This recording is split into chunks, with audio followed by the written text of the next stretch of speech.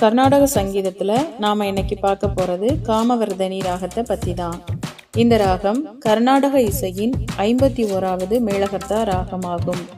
பிரம்மன்னு சொல்லக்கூடிய 9வது சக்கரத்தின் 3வது ராகம் தான் இந்த ராகம். இந்த ராகத்தை பந்துவராளி ராகம்னு சொல்லுவாங்க. முத்துசுவாமி தீட்சிதர் இசைப்பள்ளியில் இந்த ராகத்தை காசி ராமக்ரியான்னு சொல்லுவாங்க. இந்துஸ்தானி இசையில் இந்த ராகத்தை பூர்விதாட்டுன்னு சொல்லுவாங்க. இந்த ராகம் பழமையான ராகம். காந்தாரத்தை அசைக்காமல் பாடக்கூடிய ராகம். கருணை சுவையை வெளிப்படுத்தக்கூடிய ராகம். இந்த ராகத்தை எப்போ வேணும்னாலும் பாடலாம். இந்த ராகத்தில் தாரஸ்தாயி காந்தாரத்துக்கு மேல் சஞ்சாரம் காண்பது அரிது. ஜண்டை வரிசைகள், தாட்டு வரிசைகள், பிரத்யாகத கமகங்கள் இந்த ராகத்துக்கு அழகை கொடுக்குது. பண்டை தமிழ் இசையில் சாதாரிப்பண் என்றும் நட்டராகம் என்றும் அழைக்கப்பட்ட ராகம் இந்த ராகம் ஆகும்.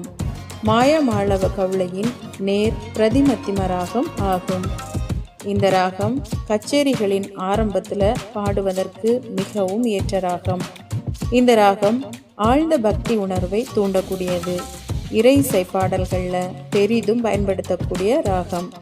மனதை ஒருமுகப்படுத்தும் வல்லமை கொண்ட ராகம் என்பதனால ஆழ்நிலை தியான பயிற்சி வகுப்புகளின் போது இந்த ராகத்தில் அமைந்த பாடல்களை பாடுவது அல்லது கேட்கச் செய்வது மிகுந்த பலனளிக்கும்.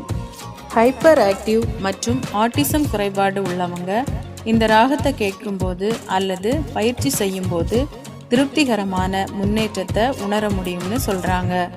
மிஸ்ர சாப்பு தாளத்தில் அமைந்த முத்து தாண்டவர் இயற்றிய ஈசனை கோடி, ஆதி தாளத்தில் அமைந்த தியாகராஜர் இயற்றிய ரகுவர நன்னு, ரூபக தாளத்தில் அமைந்த கோபாலகிருஷ்ண பாரதியார் இயற்றிய குஞ்சித பதத்தை, மிஸ்ர சாப்பு தாளத்தில் அமைந்த முத்துசுவாமி தீட்சிதர் இயற்றிய விசாலாட்சம் போன்றவை இந்த ராகத்தின் பிரபலமான கிருதிகள் ஆகும். சரி, இந்த காமவர்தனி ராகத்தில் அமைந்த சில திரை இசை பாடல்களை உங்களுக்கு சொல்கிறேன். மெல்லிசை மன்னர் MS விஸ்வநாதன் இசையில் வந்த அபூர்வ ராகங்கள் படத்தில் வர 7 சுரங்களுக்குள் பாடல், KV மகாதேவன் இசையில் வந்த திருவிளையாடல் படத்தில் வர பொதிகை மலை உச்சியிலை பாடல், இசைஞானி இளையராஜா இசையில் பாரதி படத்தில் வந்த நின்னை சரணடைந்தேன் பாடல், ஸ்வரராஜ் இசையில் வந்த சொர்ணமுகி படத்தில் வந்த பூவும் மலர்ந்திட பாடல். இந்த பாடல்கள் எல்லாமே இதே காமவர்தினி ராகத்தில் அமைந்த பாடல்கள் தான். இந்த பாடல்கள் எல்லாத்தையும் நீங்களும் ஹெட்ஃபோன் போட்டு கேளுங்க. கேட்டுட்டு நீங்கள் என்ன ஃபீல் பண்ணீங்க அப்படிங்கிறத கமெண்ட்ஸில் சொல்லுங்கள்.